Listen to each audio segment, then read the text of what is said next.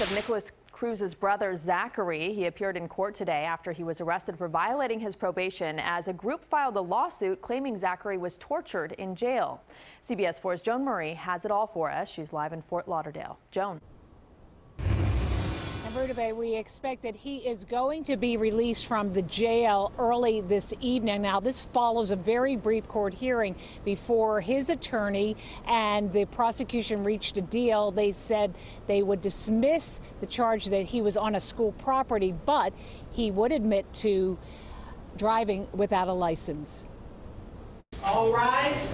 After spending 2 nights in jail, Zachary Cruz, the brother of accused mass shooter Nikolas Cruz, got the best news possible. He will be going home. All prior conditions that were placed on your probation are still in full force and effect.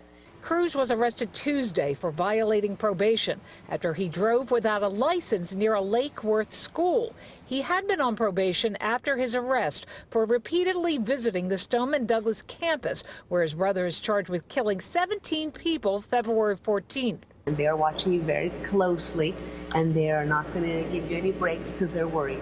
It was very much a victory for all of us here today in showing that the government can't do whatever they want to someone because of someone's last name. Cruz is now fighting a larger battle. Lawyers announcing earlier they are suing in federal court, claiming his constitutional rights were trampled upon when he was first arrested.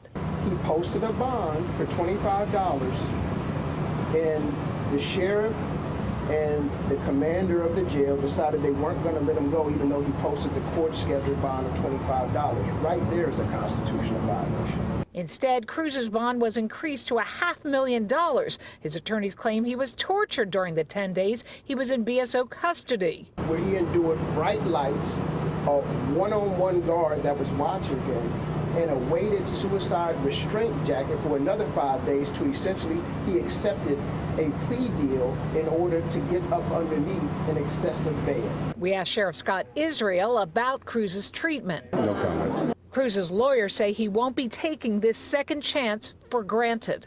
At this point, I'm confident Zachary will stay out of custody, out of jail, and start to live a great life.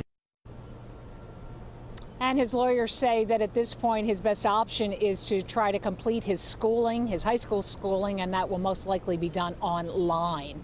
In Fort Lauderdale, Joan Murray, CBS 4 News.